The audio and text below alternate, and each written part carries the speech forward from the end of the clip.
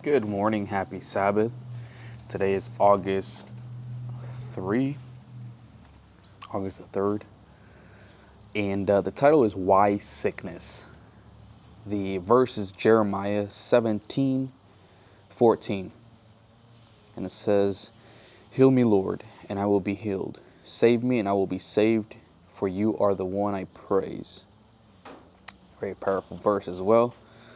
Why do we get sick? For the same reason we still sin. This is a fallen world, and the kingdom is a coming kingdom. Sickness and sin stalk our planet, but neither sin nor sickness will have domination over God's people. Sin cannot condemn us. Disease cannot destroy us. Guilt is defanged, and the death has lost its sting. In fact, the very sin and sickness that Satan intends for evil, God redeems for good. Sin becomes a showcase of His grace. Sickness becomes a demonstration of God's ability to heal. We aren't victims of rogue molecules or rebellious cells. We do not live beneath the specter of uncontrollable plagues or emotions. Every fiber, molecule, and brain wave answers to His command. God is in charge. That's a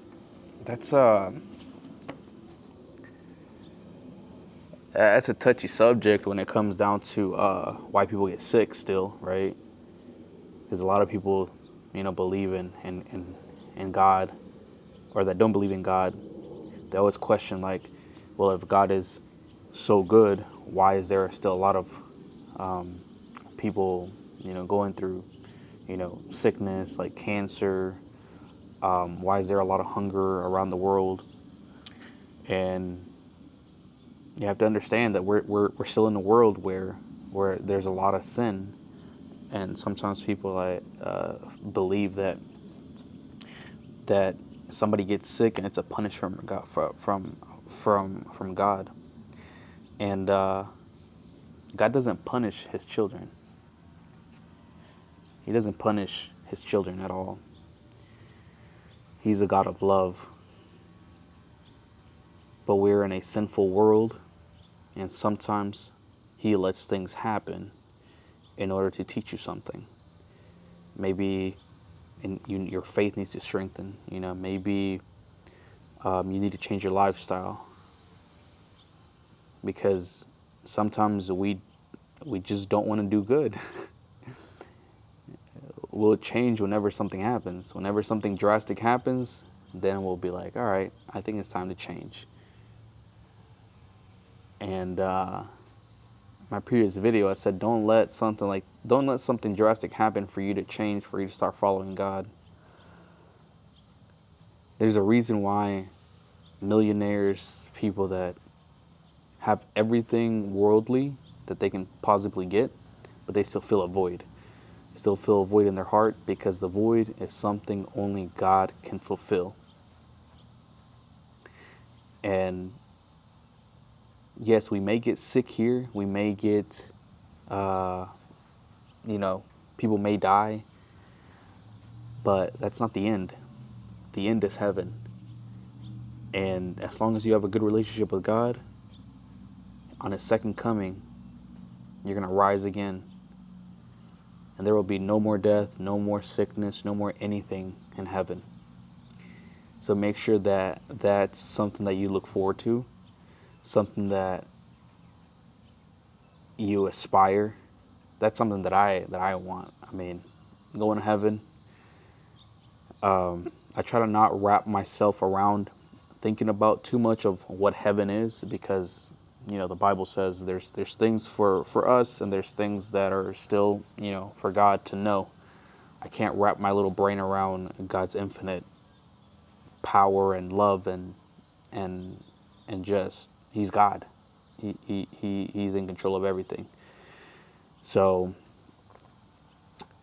even though there's a lot of terrible things here on earth, that because Satan is on this earth, and he wants to make everybody miserable, so they can lose their faith, so they can lose their trust, so they can lose any belief in God. That's his mission. His mission is to wrap everybody's head around there's no God, there's no this, there's no that. Why even try? Why even want to go to heaven? That's his mission.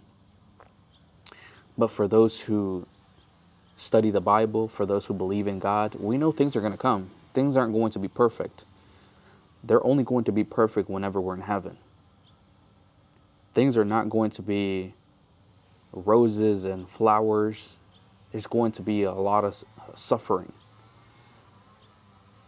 But us as Christians, we know that even if death comes to us, even if our relatives die, even if, something happens, we have the faith that we're going to see them again in heaven because we have that faith. We have that relationship with him. And that's something that other people don't have because they don't have the hope. They don't have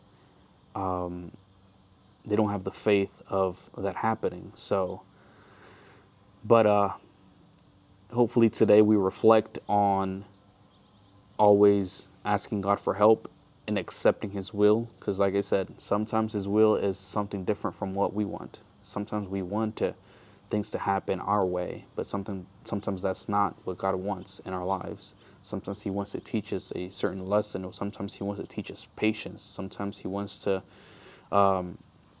just let us know that he has everything, and we shouldn't worry. So happy Sabbath to you. Hope you guys are having a great day.